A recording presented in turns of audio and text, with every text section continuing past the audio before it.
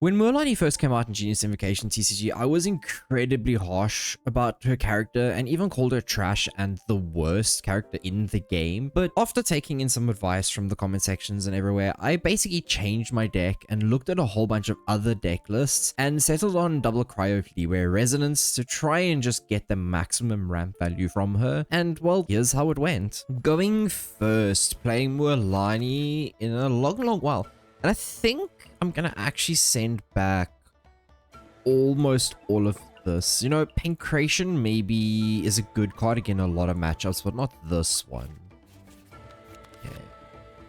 Okay, I like this. Hitting both Countdown to the Show and Liban on turn 1 kind of should just get us a lot of the value that we need. We just need to make sure that we have 3 dice that we can use for Countdown, because past there it doesn't really matter.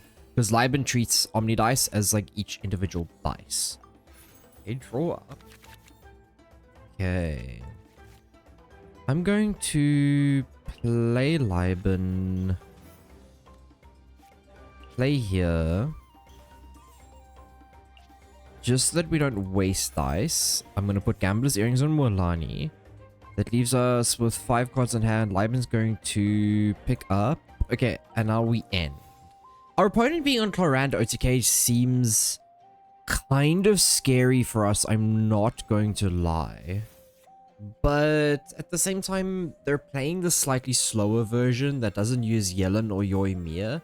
So we may just be able to get there. I'll have to see though. Is my opponent also just going for the full ramp like we are? Okay. I can respect it. They've got what? Double Golden Troop and Heart. Wow. Okay, that's actually a really good start. Since Golden Troop just makes Hunter's Visual just free, right? I wonder if we can grind them out before they get us. We should, right?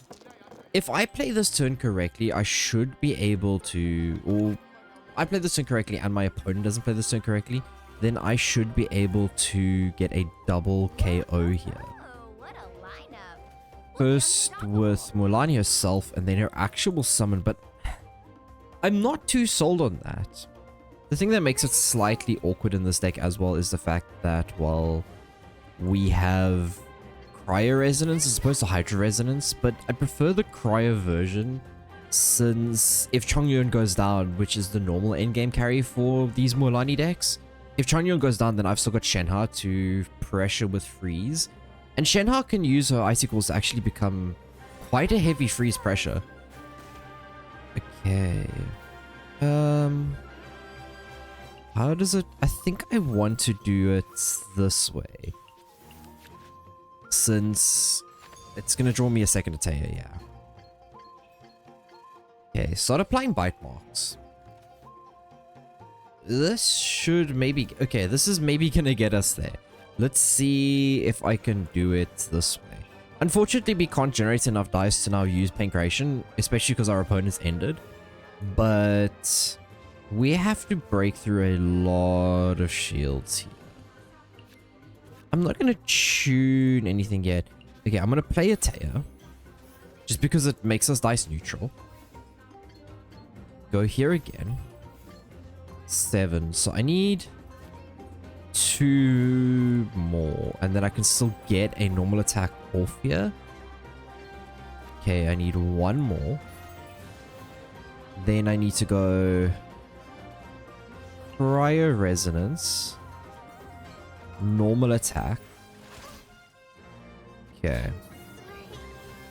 This does tune us up a little bit. I think maybe I'm just going to apply bite marks to age to her now. I'm really scared of Clorand just like being able to solo us, but I don't think there's anything I can actually do about that. Our opponent's hitting us for 4 next turn. There is that. And we're only hitting them for 8. Not quite able to get there. I'm going to send the Cryo Dice back. I don't need it just yet. Okay, not the greatest dice. But I don't want to do this.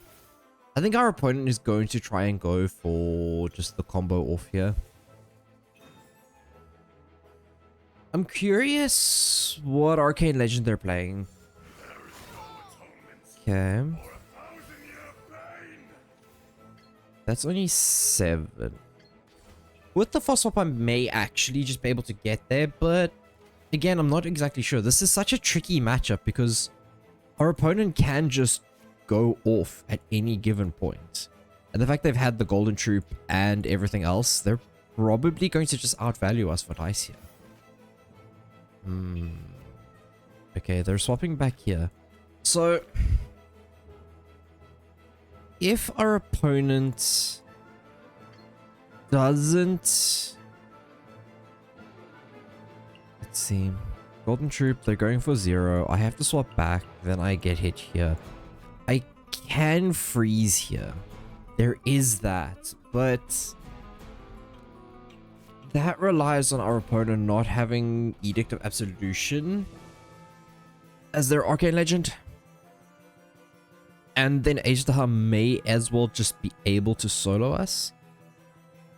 I think I maybe just have to try it, right? Especially because I've got the free swap.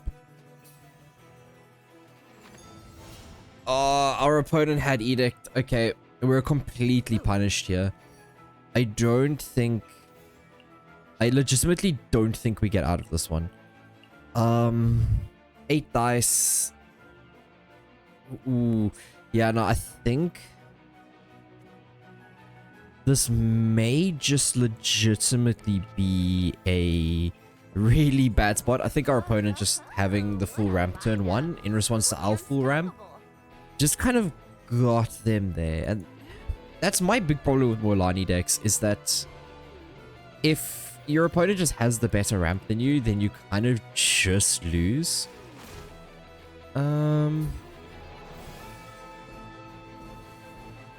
I don't survive 1 turn here. I can deal 5 here.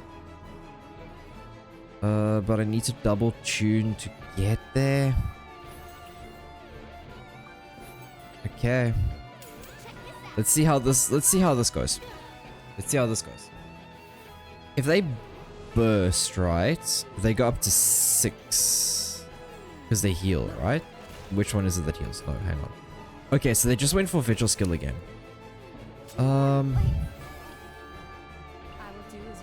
They've got 9 dice. I can hit them for 2, and then I think they just get there because they've still got Edict, they've still got Minty Meat Rolls, they've got everything else. So I'm just going to do what I can, but I think our opponent just legitimately has us here.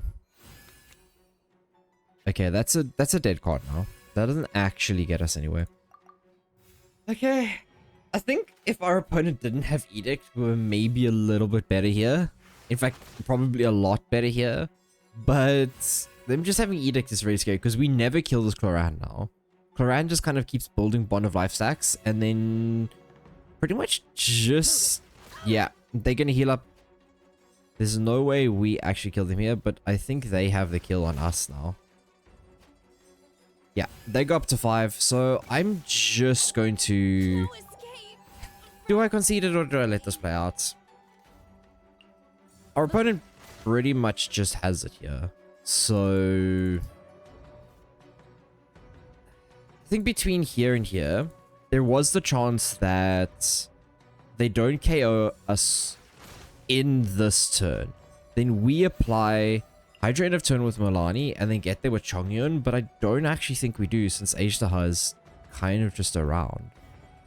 Yeah, and they're playing it smartly as well because H-Daha is going to get the Hydra application. And now we can't outgrind here.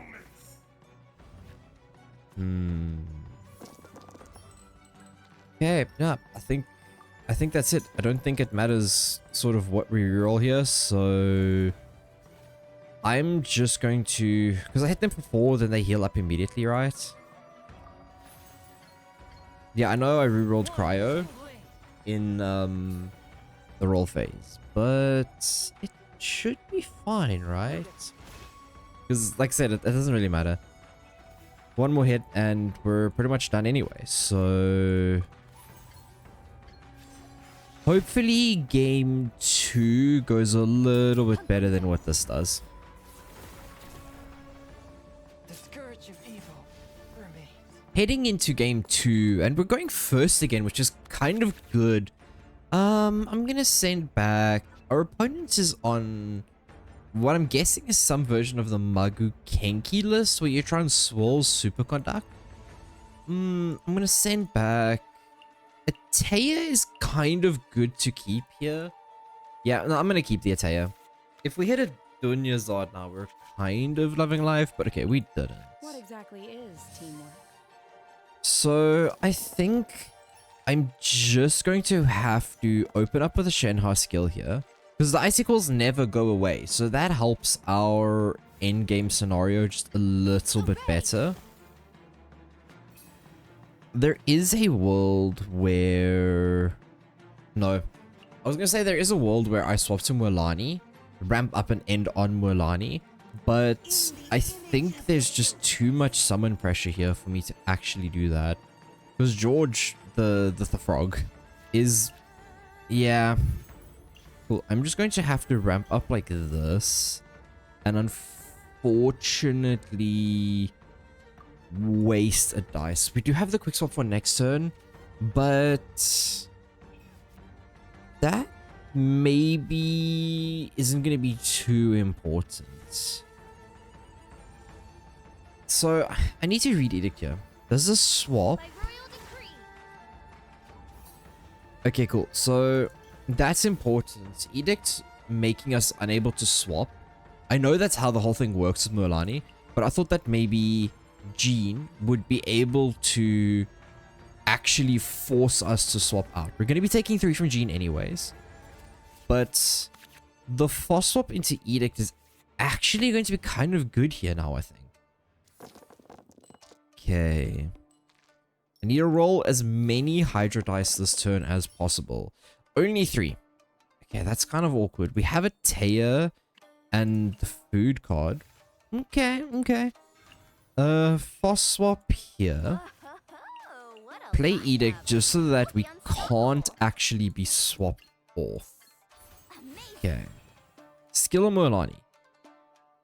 I wonder if... Okay, they're still just going to hit us for 3 here. Going to apply a bite mark. I wonder if they're going to swap from Jean.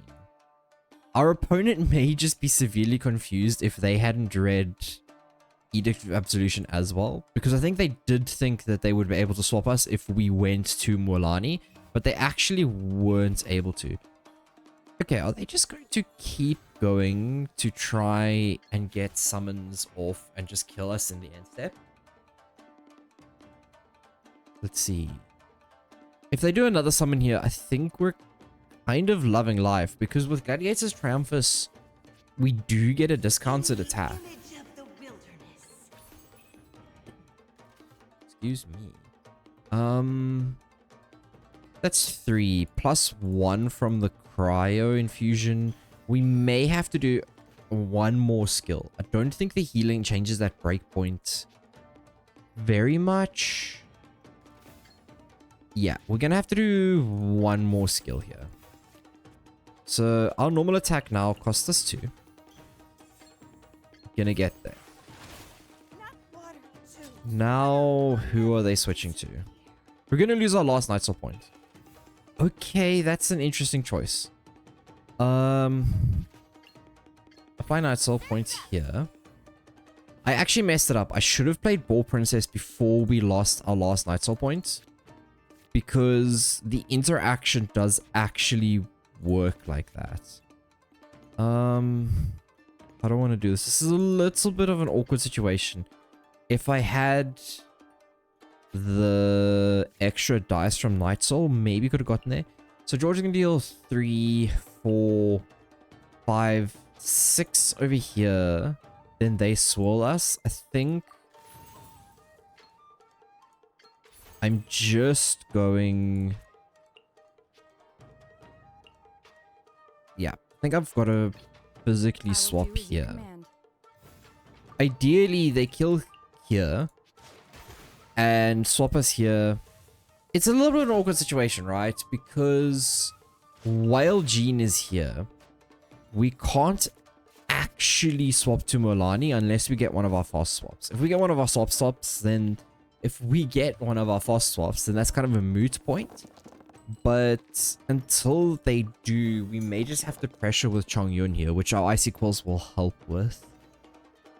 I'm rolling so, like, atrociously with my dice these matches. But sometimes that's just how it goes, right? I'm quite curious if they use Gale Braid. They didn't.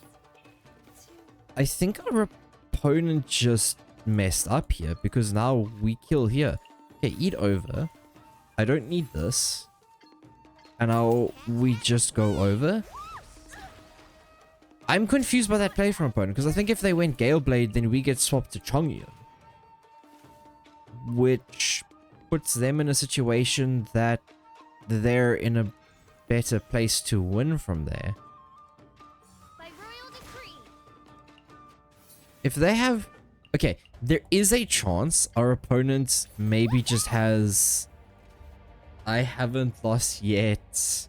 Special Burst? But I don't think so. I suppose this is the good thing about Mualani decks, right? Is if you catch a deck lacking, or if you catch a deck that's not prepared to deal with the heavy damage, or just perform you, like with what Cloran did in the last game, then I feel like you kind of are just in a lot better of a position. Okay, build up the stacks. We are unfortunately going to swap here. 2, 4. I think I just swap back and then do a normal attack, right? This is a little bit slow. I think I've just got to tune and then put the other bite stack up and then swap back. And that should be enough. I think the previous time before the swap was enough, but I just kind of wanted to make sure that we got there. So I think after having played Mualani for the last patch and a half and on and off just trying to figure out sort of how she works and what the most beneficial team for her is, and then settling on the Leeway Resonance double cryo version, I feel like she's maybe not the worst character like I initially thought she was, but I wouldn't also put her anywhere high on a pedestal. Like you saw, the Clorand OTK deck was just able to completely wash us, even though we did the game plan that we kind of wanted to do. But when we ran into an opponent who kind of just fumbled a little bit, then we did end up winning. So I guess the deck is really good for Arena of Champions if you want to like snipe really casual players, but I feel like as soon as your opponent actually knows what they're doing, then you're maybe not in that kind of same position that you wanted to be. Anyways, I hope you all enjoyed the video and I will see you for the next one.